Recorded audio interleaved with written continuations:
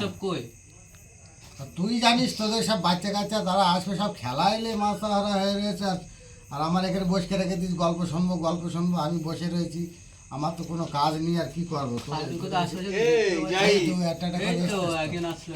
আর কইরা সব কারু কোথাও দেখতে পাচ্ছি না, একজন তো আসলে আরেকজন কোথায় গিয়েছে?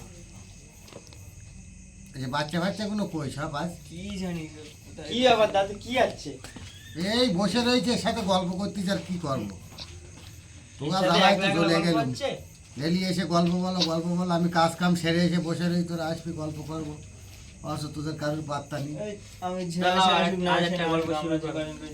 আমরা একটু শুনি গল্প শুনবি তাই তো গল্প এবার বলি শোন আমি আর আমার ভাইপো এখন ওই এক জায়গায় নিমন্ত্রণ বাড়ি খেতে গিয়েছিলাম ওখান থেকে খেয়ে দিয়ে একটু রাত হয়ে গেছে আর আমি তো বাইক ফাইক চালাতে পারিনি কী করবে হেঁটে এসেছি এবার হেঁটে আসতে ঠিক রাস্তার মাঝায় রাস্তার ধারে একজনা মানে বসে কাঁদছে আমার বাড়ি কিন্তু খাবারটা হেভি দেখো, খাবারটা খুব সুন্দর দেখে সেটা না আমি কতটা লিজ দেখেছো, অনেকটাই তো লিখিস কাটি কিন্তু কুচিয়ে যাবে। হ্যাঁ আমি খাতি পাইনি তোর তো তুলে দিলুম গোশটা কিন্তু হেভি লেগেলো। হ্যাঁ গোশের যা টেস্ট তোমার কি বলবো, রাত্রি বাচ্চা নিয়ে আর সাথে করে যাওয়া খুব ভালো।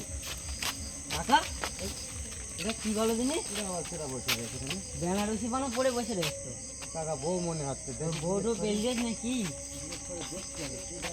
না আগে যেও না কি বড় বড় চুল তো, চুলও তো সুন্দর চুল হেভি চুল বাবা যাচ্ছে সুন্দর বাবা এই আবার কাদের বাড়ি বউ যাই হোক তুমি জিজ্ঞেস করে বল কি পেলগেছ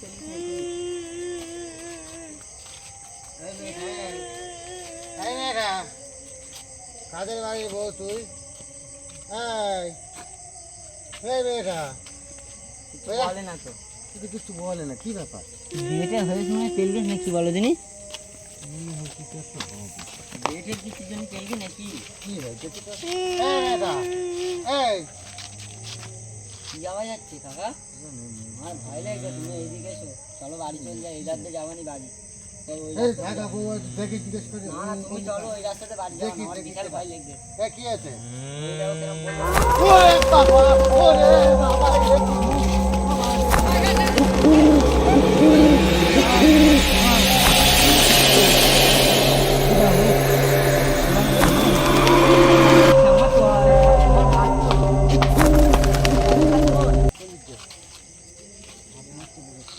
ভাত কই? মুখ টু করাম কেন তোর অবস্থা এই চলো চল যাই বাড়ি চল যাই, অন্যরকম লেগেছে তুমি কাঁদে বাচ্চা এসছো বাবা দাঁড়াও, তুই যাস না কচি দাঁড়াও যাস না ঠিক আছে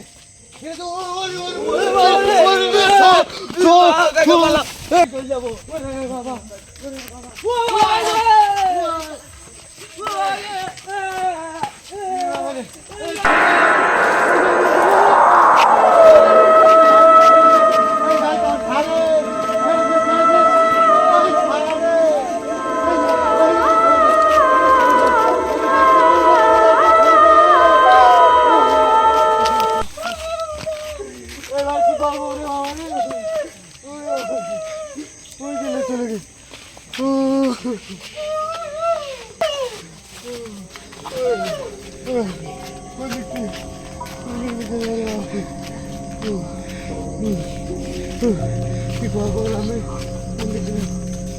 খুঁজে পাইনি বাড়ি করতে